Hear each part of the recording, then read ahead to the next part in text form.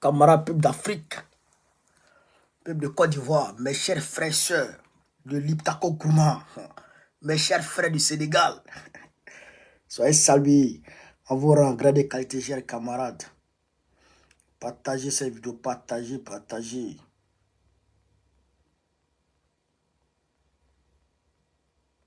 Partagez cette vidéo partout à travers le monde entier, chers camarades peuple d'Afrique. Partagez cette vidéo.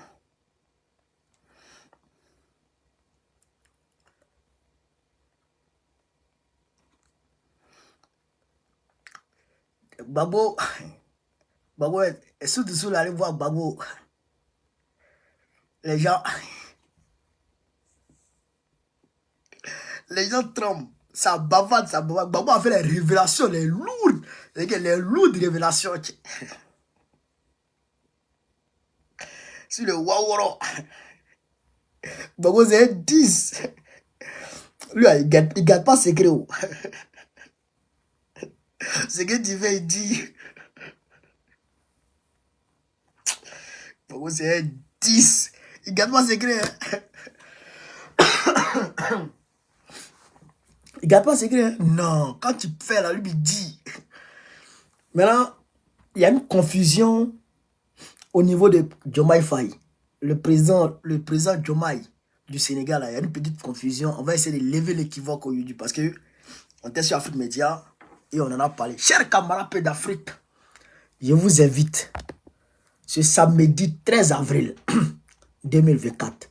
Samedi 13 avril 2024 à la place Trocadéro pour une grande marche, grande marche.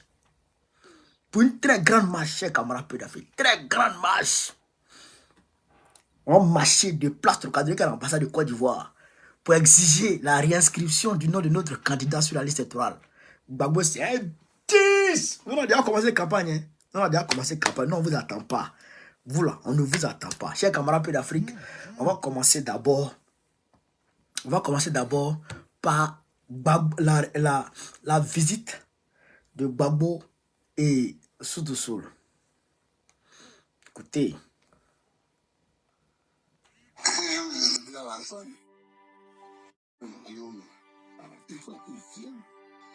C'est pas bon que quelqu'un dise qu'il y a l'Assemblée nationale. C'est pas bon comme ça, il faut oublier. Ah ouais. Il y a mon amour. Il est écrit que c'est une fois, il n'a pas encore vu. You're my. Ça, c'est le premier papo d'abord. Il dit, il a rencontré Draman. Il a dit à Draman, Guillaume, il faut qu'il rentre, hein, parce que quelqu'un ne peut pas être premier ministre, un ancien premier ministre et un ancien président de l'Assemblée nationale, et puis on ne sait pas où il se trouve. Donc, il faut qu'il rentre. Il a dit ça. Nous, on n'était pas là-bas, mais il est venu casser les papos. Il a dit ça. Et Draman lui a dit, non, lui là, il va me voir. S'il attrape, il va comprendre. Donc, avec Draman, avec quand il dit la justice là, ce n'est pas justice qui est derrière Soro Guillaume, c'est lui-même Draman qui est derrière Soro. C'est ça que Gbagbo a dit là. Et c'est ça il a dit à Gbagbo.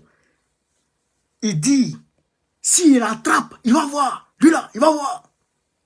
Donc, ça veut dire que Ouattara, personnellement, il recherche Soro.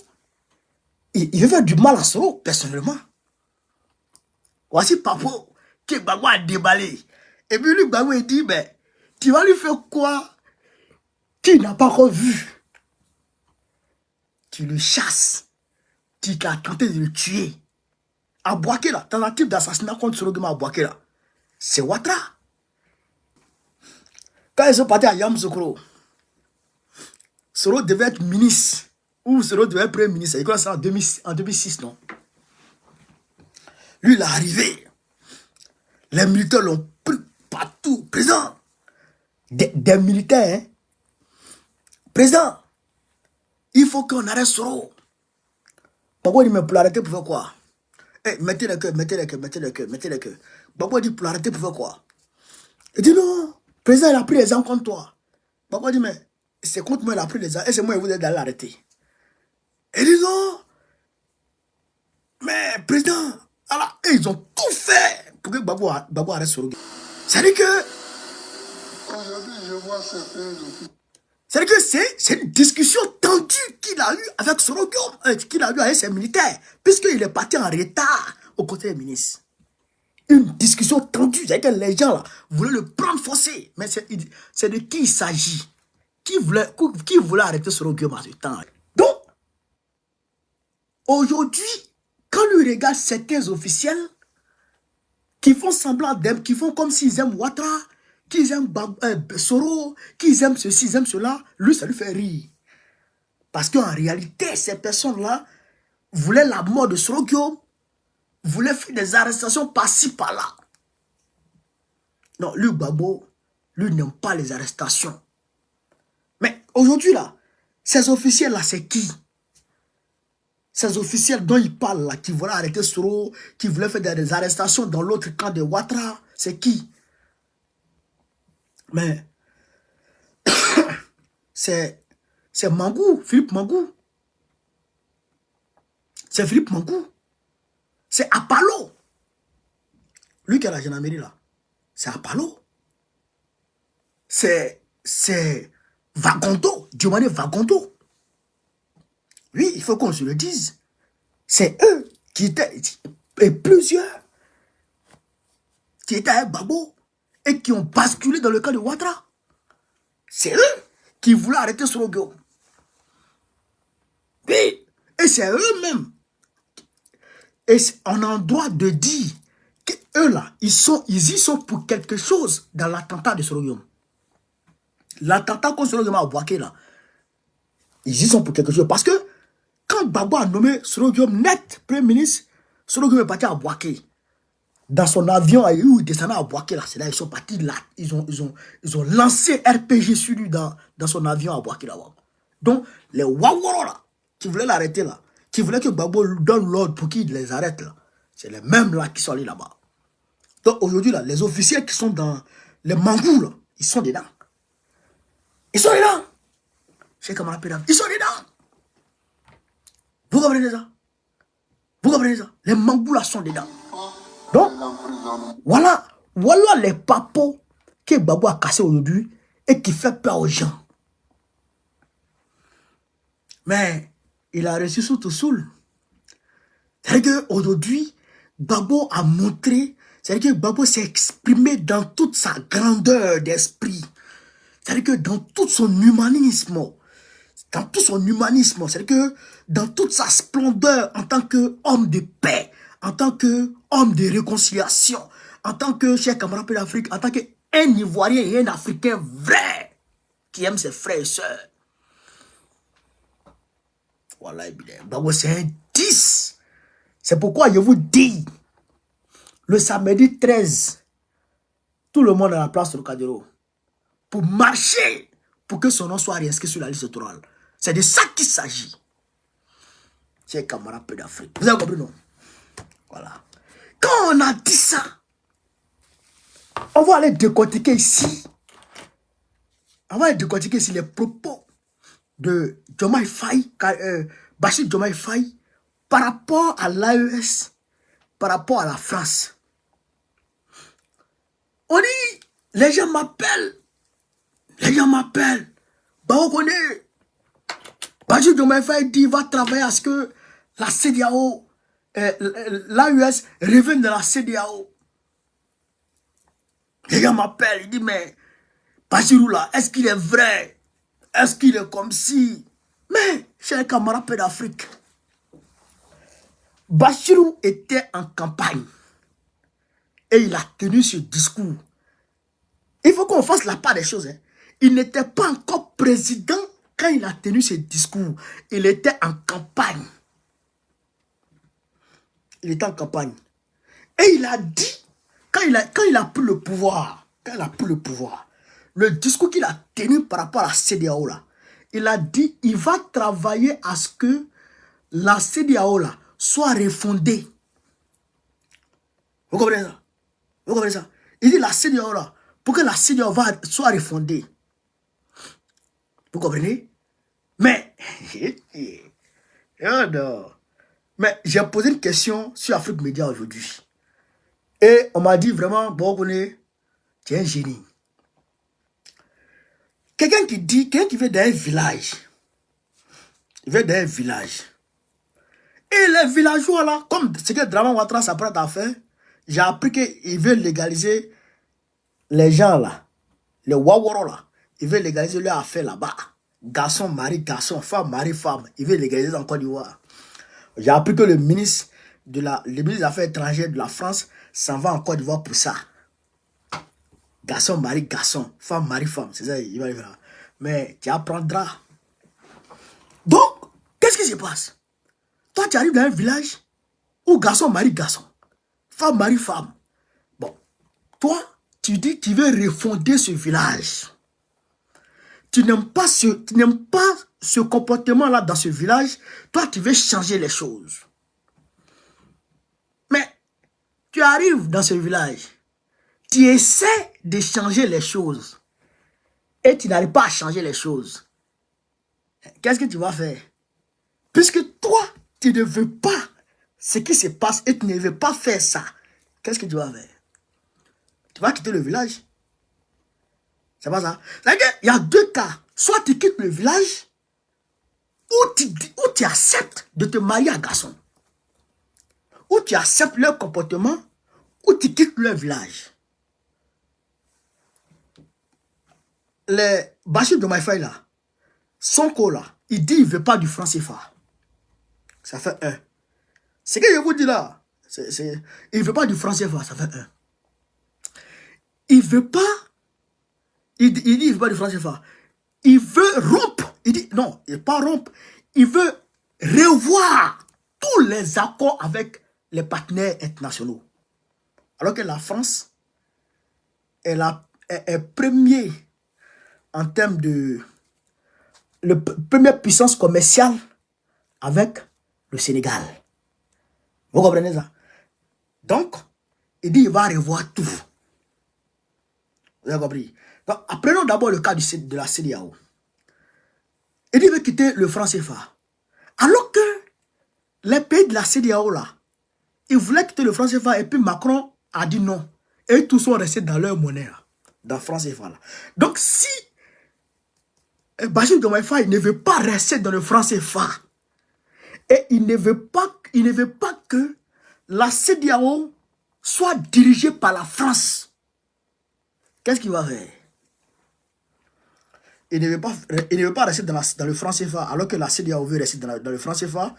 Il ne veut pas accepter que la France dirige la CEDEAO.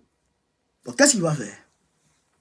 Soit, il y a deux cas. Soit il accepte ce que comment on appelle ça? Je dirais, la disposition actuelle de la CEDEAO. Soit il accepte, ou bien il quitte. Soit il se laisse gouverner par la France étant dans la CEDEAO, ou il quitte la CEDEAO. Parce que c'est-à-dire que ou il accepte ça, ou il arrive à faire changer les valets de la France, des Draman là, ou il arrive à les faire changer, ou il quitte. Mais ce qui est clair, c'est que Assimi Goïta n'a pas pu faire changer les vieux véreux de la CEDEAO. Assimi Goïta n'a pas pu. Ibrahim Traoré n'a pas pu faire changer les vieux véreux de la CEDEAO. Il n'a pas pu. Président Tchadi n'a pas pu faire changer les vieux véreux de la CEDEAO. Il n'a pas pu. C'est pourquoi ils ont quitté. Donc, Bachir Diomaye Faye là, il ne va pas pouvoir les faire changer. Donc, il va quitter. Il va quitter la CEDEAO. Ben, maintenant, s'il quitte la CEDEAO, il va où? S'il quitte la CEDEAO, il va où? Il va dans l'AES. Parce que, je le dis ici, et je le répète, j'ai des amis là-bas au Sénégal, j'ai des amis là-bas. Hein? J'ai des amis là-bas. Mais ce que je dis, c'est que l'armée française, là, elle doit dégager du Sénégal, là. L'armée française, la base militaire française qui est là-bas, là, elle doit partir.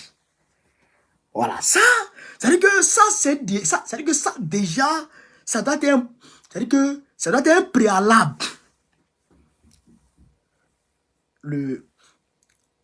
Comment on appelle ça? Le 2, là, normalement, il doit avoir passation de charge. Le 2 avril, il doit avoir passation de charge. Donc, le 2 avril, là, le 2 avril, après passation de charge, là, c'est-à-dire que après l'investiture, après prestation de serment, après investiture, la première des choses, première des actions que Bachir doit poser là, c'est dire à l'armée française, bon, vous là, vous faites quoi ici? C'est ça la première question. Vous là, vous êtes ici là.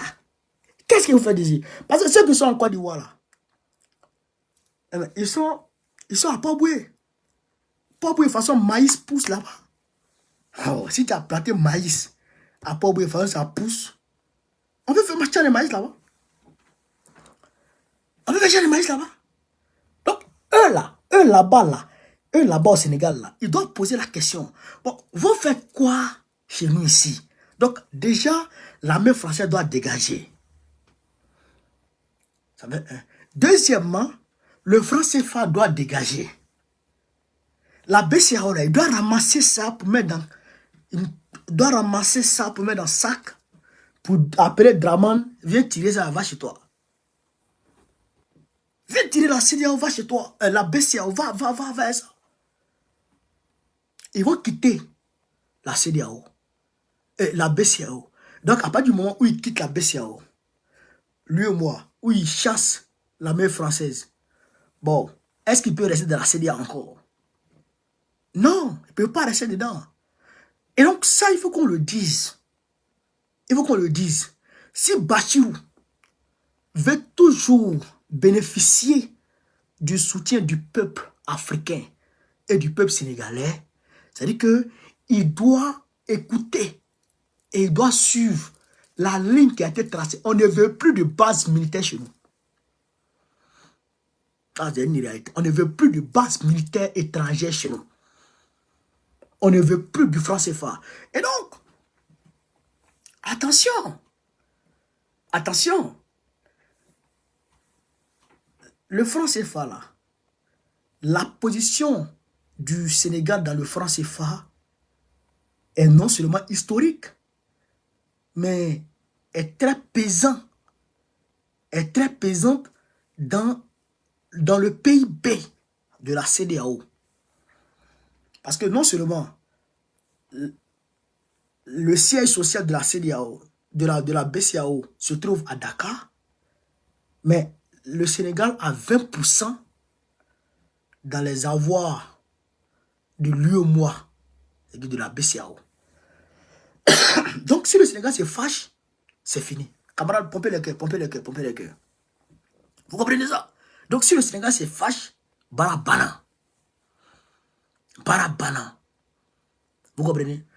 Donc, il a dit que les accords commerciaux vont être renégociés. Les accords commerciaux vont être renégociés. Tout va être renégocié. Vous comprenez ça? Vous comprenez ça? C'est-à-dire que les entreprises, les multinationales qui sont en Occident, qui sont au Sénégal, là, ils vont commencer à payer impôt. Parce qu'ils ne payent pas impôt. Alors que Bachirou, là, il était un inspecteur d'impôt. Il était inspecteur d'impôt. Au même titre que Sonko. Donc, ils vont tout renégocier. Ils vont dénoncer beaucoup d'accords. Beaucoup de contrats. Ils vont renégocier. Ils vont dénoncer beaucoup de contrats. Vous comprenez ça? Donc, actuellement là, le peuple sénégalais a franchi une étape dans son combat. Mais c'est maintenant le combat commence.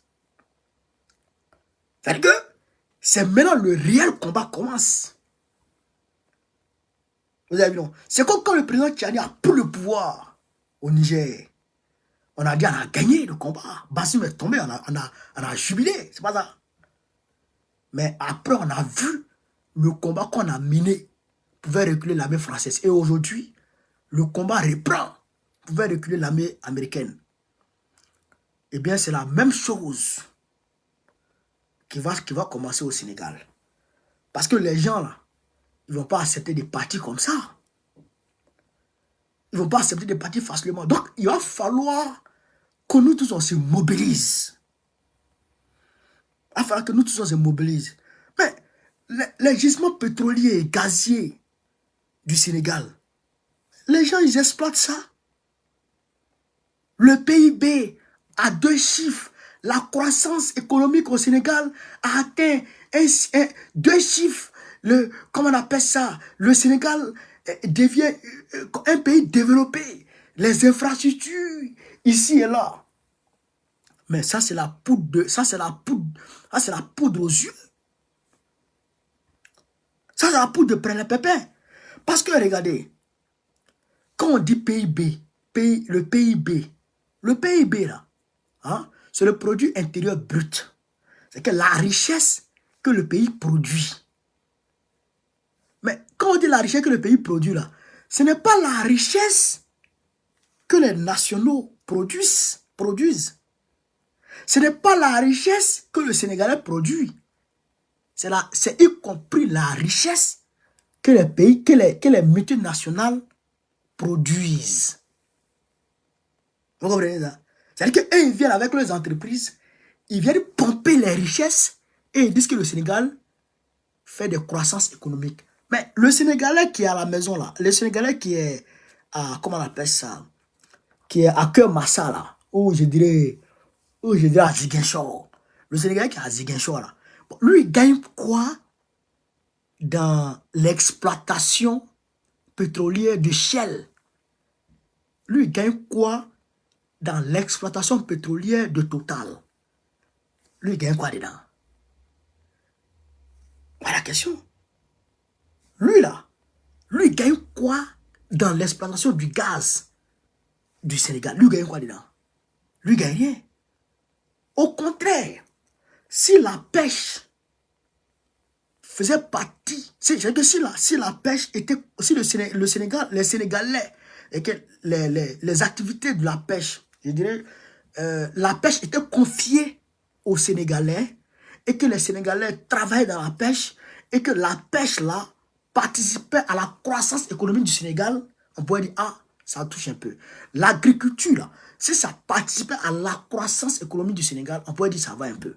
Mais en général, c'est les multinationales qui font la croissance de ces pays-là. C'est comme en Côte d'Ivoire. C'est comme en Côte d'Ivoire, avec Ouattara. Vous voyez le cacao? Ouattara, ils vend. C'est-à-dire que ils vendent le cacao des Ivoiriens avant même que le cacao même ne sorte de la brousse. Non, pas que le cacao ne sorte de la brousse. Avant que la campagne même n'arrive. Il a déjà vendu. Il a déjà vendu le cacao là. C'est pas encore, la campagne n'est pas encore arrivée. Il a déjà pris l'argent qu'il doit avoir dessus. Tellement qu'il a besoin d'un jeton. Donc quand c'est comme ça, là, les entreprises là, ils prennent l'argent. Et puis c'est fini. Le cacao est payé à 6 millions de francs CFA. Le cacao est payé à 6 millions de francs CFA. La tonne. 6 millions de francs CFA à la bourse de New York. 6 millions de francs CFA au niveau du marché international. Mais en Côte d'Ivoire, le même cacao est payé à 1 million la tonne. Donc 5 millions de différence. 5 millions de différence. On achète le kilo à 1000 francs au planteur. On va vendre à 6000 francs. Chers camarades, ça là, c'est pas l'esclavage. Ça, c'est pas l'esclavage. C'est l'esclavage. Donc, nous disons non à ce genre d'esclavage. Donc, chers camarades, restez tranquilles. Restez tranquilles. Je ne vous dirai pas Bachir Diomaye Faye est à 100% bon. Bon, je n'ai même pas dit Bachir Diomaye Faye. Je dirais l'équipe de Sonko. Je ne vous dirai pas que l'équipe de Sonko est à 100% parfaite. Mais ce que je peux vous dire, c'est que ceux-là, ils sont venus pour quelque chose. Et ils vont aller jusqu'au bout. Observons-les. Ne leur arrachons pas d'abord notre soutien. Vous comprenez ça? Accordons-leur nos soutiens d'abord. Le 2 avril, là. Après le 2, jusqu'à dans 6 mois, on va voir forcément leurs orientations. Forcément, on va voir leurs orientations. Vous avez compris? Voilà, c'est ce que je voulais vous dire concernant ce point-là. Maintenant, au niveau de la Russie, il y a un problème. Il y a un problème. Le chef du FSB, le chef du FSB, des services secrets russes, des services de renseignement russes, il dit que les terroristes là, qui ont frappé la Russie, là, c'est vrai que c'est des islamistes, mais que l'Ukraine est derrière, et puis les Occidentaux sont derrière. Il a dit ça.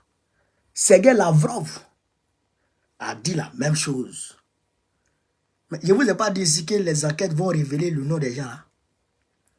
Je ne vous ai pas dit ça. Je vous ai dit ça, non? Ah bon, d'accord. Voilà ça maintenant. Et Sébastien Lecornu, le ministre des Armées de la France, il dit, il est capable même de réquisitionner des entreprises pour les transformer en industrie d'armement pour armer l'Ukraine contre la Russie. Parce que à l'heure là, chers camarades, mais la Russie est en train de frapper l'Ukraine. Poutine est passé à la vitesse supérieure. Il est en train de frapper. Non, il est en train de frapper. Donc, Macron a peur. Il s'est dit que la Russie va gagner la guerre. Et si la Russie gagne la guerre, c'est pas bon. Excusez-moi. Donc, ils sont en train de tout mettre en œuvre pour donner les armes à l'Ukraine. Donner les armes, envoyer les armes à l'Ukraine. Pourquoi?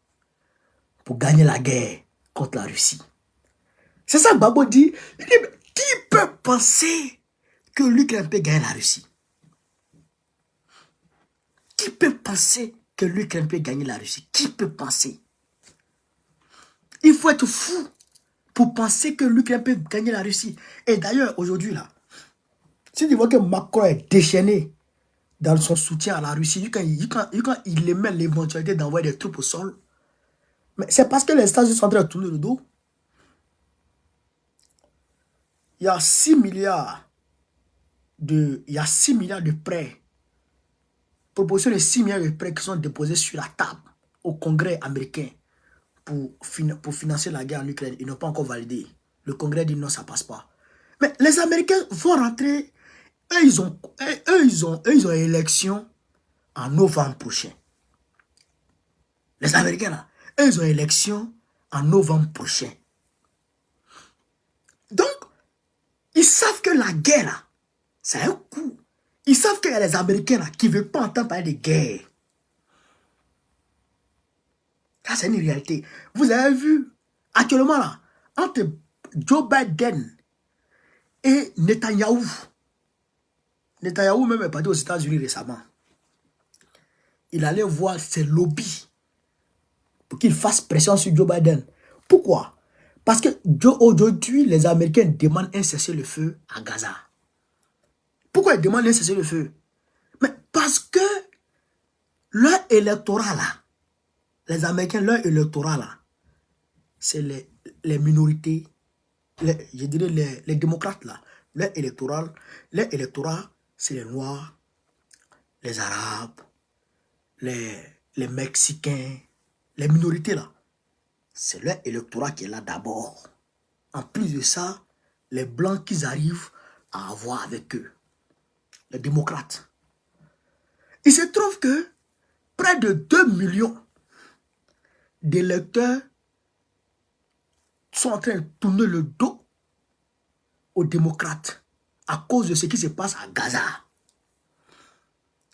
Il se trouve aussi que près de plusieurs, c'est-à-dire que je dirais un margot électoral aussi est en train de leur tourner le dos à cause de ce qui se passe en Ukraine. Donc, eux, ils se disent, mais attends, on ne va pas se faire harakiri. Même si on dit, on aime l'Ukraine, on aime ceci, mais l'acheter bien, on commence par soi-même. Et si on s'obstine dans le soutien de ce qui se passe en Ukraine, alors que, il faut le dire, les gens de Gaza, là, c'est vrai qu'ils n'ont pas gagné la guerre, mais la guerre médiatique, ils ont gagné. Vous comprenez ça? Alors qu'à partir du moment où tu gagnes la guerre médiatique, c'est pas bon. Mais dans les années 1960, Papy Joe, il se rappelle de Nixon. Nixon, président des États-Unis, a été destitué. Il n'a pas fini son mandat. Hein. C'est pas qu'on l'a battu. Il a été destitué. Il est président, puis on dit qu'il n'est plus président. Par le Congrès américain.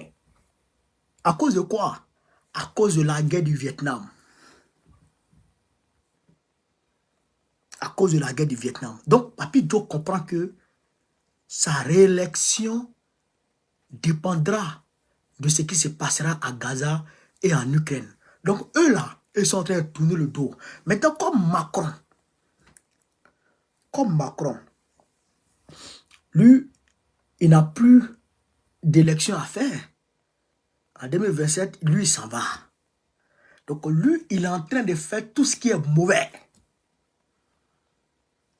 J'ai appris que la France a un déficit budgétaire de combien là? C'est un déficit budgétaire qui n'a jamais, c'est que historique. La France n'a jamais encore eu ce genre de comment on appelle ça, de déficit. Quand on dit déficit, c'est manque à gagner. Ils ont fait leur budget pour 2025, ils ont fait leur budget, mais ils ont un manque pour combler. Ce manque à gagner là, depuis la France et la France, bon, ils n'ont pas encore vu ça. C'est Macron qui est en train de réaliser ces choses. Il est en train d'endetter la France, il endette la France, il endette la France. Et malgré tout ça, il est obstiné. Il faut que la Russie perde. Pourquoi? Poutine l'a dit. Parce que aujourd'hui, il est en train d'aider les, comment on appelle ça, les Africains à se libérer de l'Occident, de l'impérialisme français. À ce propos d'ailleurs, chers camarades d'Afrique, le président Tchani et puis Poutine se sont appelés et ils ont parlé. Le président Tchani et puis Poutine, je vous lis. Le président du Conseil national de la souveraineté, pour la souveraineté de la patrie, chef de l'État nigérien, le général de brigade Abdraman Tchani, s'est entretenu par voie téléphonique ce 26 mars avec son homologue russe, Vladimir Poutine, président de la Fédération de Russie. C'était hier. Cet appel de haut niveau a permis aux deux dirigeants d'évoquer diverses questions d'intérêt commun sur le plan national et international. Le président du CSP a d'abord réitéré ses condoléances au président Poutine suite à la tragique attaque terroriste survenue à Moscou le 22 mars dernier. Il l'a également félicité pour sa réélection récente à la tête de l'État russe. La relation bilatérale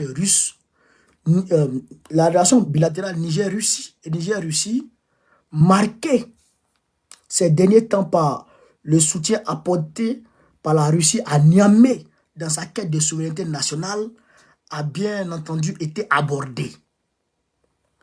Le général de brigade Abdraman Tchani a exprimé sa reconnaissance envers son homologue russe pour cette solidarité. Après un échange franc sur la nécessité de renforcer les coopérations sécuritaires face aux menaces actuelles, les deux présidents se sont attardés sur le projet d'une coopération stratégique multisectorielle et globale entre leurs deux pays. Une coopération présentée comme mutuellement bénéfique. C'est important. Cet important entretien téléphonique s'est déroulé en présence de hautes personnalités nigériennes, dont le Premier ministre, le ministre en charge de la Défense, de l'Intérieur, des Affaires étrangères et du cabinet présidentiel. Vous avez compris? Vous avez compris? Écoutez ici. Hein. Les deux présidents se sont attardés sur le projet de coopération stratégique multisectorielle et globale. Stratégique et multisectorielle globale. Donc, l'armement, le développement infrastructure, au niveau infrastructure, et, chers camarades d'Afrique, au niveau aussi de, comment on appelle ça, de l'exploitation du sous-sol nigérien, à tous les niveaux. Je vous ai dit que le Mali a envoyé une délégation en Russie pour aller faire une carte géologique pour que Assimi Goïta sache il y a quoi dans mon sous-sol. À Kidal, là, c'est quoi la quantité de pétrole dans le sous-sol à Kidal? Il y a combien de diamants, il y a combien de quantités de diamants au Mali? C'est où? L'or là, du Mali là, c'est où? C'est placé où? Ils ont fait la carte géologique pour dire à Assimi Goïta ce qui se trouve que partout. Ouais. Eh bien, c'est la même chose que le président Tchani va aller, le président Tchani va avoir des délégations, ils vont gérer tout ça. Ils vont gérer ça. Ils vont gérer ça. Donc, Macron est en train de tout faire. Il est en train de tout faire pour pouvoir mettre à genoux Vladimir Poutine. Mais ce qu'il ne comprend pas, c'est que Vladimir Poutine là, il a préparé cette guerre-là. Pendant 8 ans, il prépare la guerre. Pendant 8 ans, il prépare la guerre. Ouais. Et il est prêt. Et il est prêt. Donc, allez là. Mais quelqu'un qui est en guerre. Non, mais souvent, moi, ça m'étonne quoi. Non, vraiment, c'est grave quoi. La France était devant la Russie en termes de puissance économique. La France était dans la Russie. Mais la Russie, étant en guerre, est venue dépasser la France. Voilà. Et vous avez dit que vous allez mener une guerre économique contre la Russie. Donc, votre guerre là, bon, c'est comment? C'est comment? Parce que l'essence à la pompe, ça fait 50 centimes. 50 centimes, même pas 1 euro. Ici, là, en France, ça fait près de 2 euros et quelques. Bon. Qui gagne la guerre? Le pétrole, le gaz venait tout droit de la Russie. Vous dites, vous ne voulez plus ça. Vous voulez le gaz des Américains. Le gaz même qui n'est pas de bonne qualité. Le gaz de schiste. Les Américains, ils mettent ça sur bateau. Et viennent vous livrer ça. Wow. Et c'est cher. Mais, si je peux me dire, Poutine, il dit oui. Il dit ce que tu as envoyé là-bas là. C'est comment? Il dit ça est là. Tu veux? Il dit tiens, viens en négocier. Il a renégocié avec Xi Jinping. Envoyé tout là-bas. Erdogan, il dit mais mon frère, moi ce que tu me donnais là, ça ne me suffisait pas. On fait comment? Il dit ça est là. Il dit bon, envoyez ça ici. Envoyez ça chez Erdogan. Il envoie ça chez Erdogan. Même jusqu'à présent, les Américains là, ils continuent d'acheter pétrole à la Russie pour vendre ça à l'Europe. Ils achètent à la Russie et ils vendent à l'Europe. Et les Européens, ils prennent, les Macron, ils prennent ça. Et eux, ils disent qu'ils sont intelligents. Bon, je me demande comment cela ont fait, comment Macron s'arrange pour pouvoir assujettir les dramanes. Je ne comprends pas. Puis, hein? Comment ils s'arrangent? Et puis les dramanes, là, ils parlent et puis ils écoutent. Ils écoutent. Ce qu'on sait, ce que les sont en train de vous dire là. Les Français que vous voyez dans la rue, il y a beaucoup qui ne savent pas ça. Hein. Ils ne s'intéressent pas à ça. Ils ne s'informent pas. Eux, là, c'est quand c'est gâté sur eux, ils sortent. Non, ce qui me plaît chez eux, eux, ils ne tâtent pas beaucoup. Hein. Samedi soir, vendredi, samedi soir, ils sont dans leur show.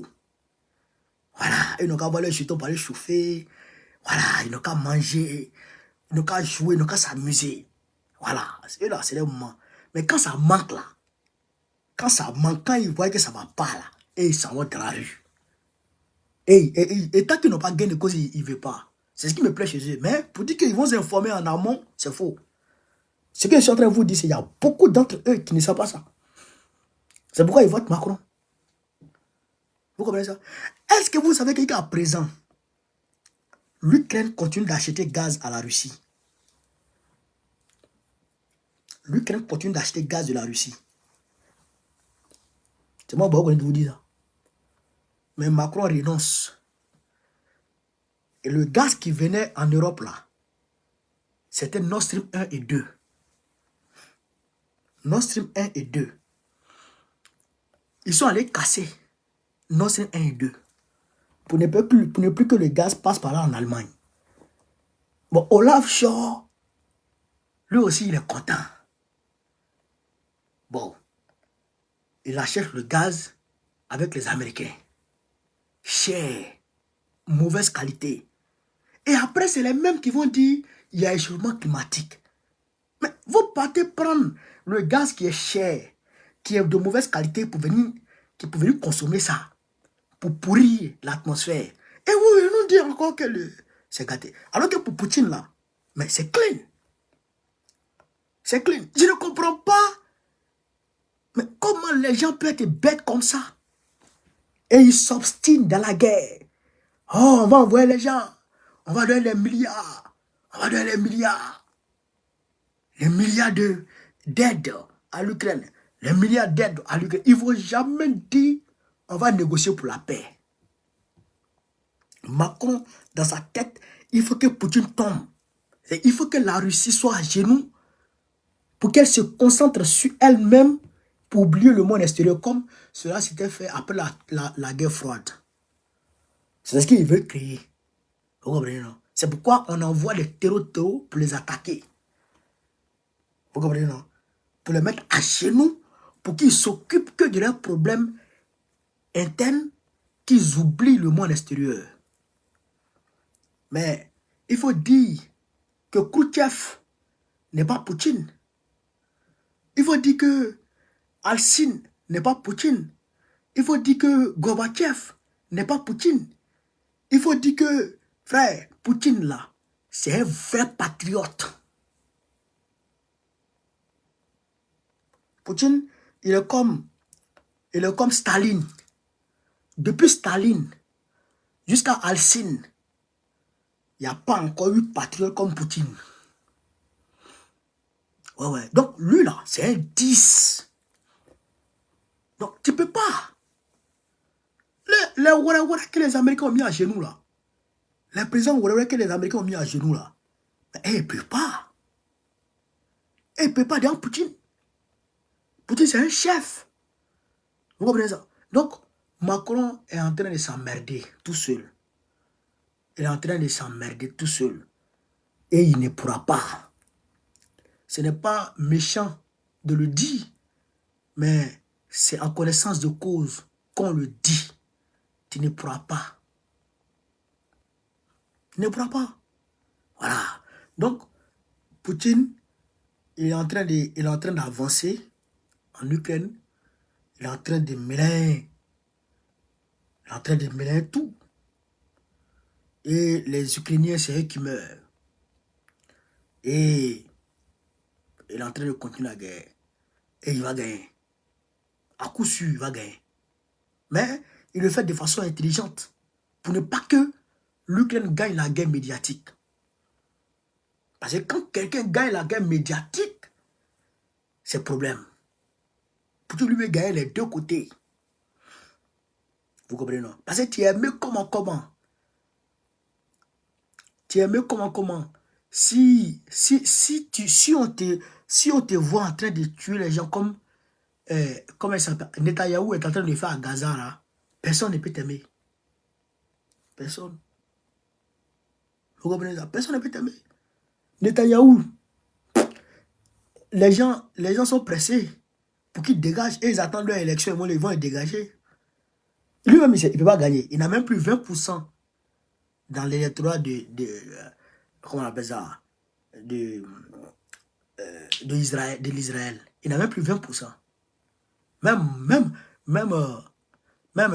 Amadouba du Sénégal, là, il a plus de monde que Netanyahou aujourd'hui. Il va dégager très rapidement parce qu'il a perdu la guerre médiatique. Et il est détesté par tout le monde aujourd'hui. Chers camarades peu d'Afrique, voilà un peu, entre autres, ce que je voulais vous dire ce soir. Donc, hier on a pu dire parce que je me sens pas très bien ces temps-ci là. Voilà, parce que voilà, le temps est trop bizarre. Il fait chaud, il fait froid, il y a pollen qui descend, il y a le froid, il y a la pluie qui descend. Oh, le temps est trop bizarre, le temps a frappé tout le monde.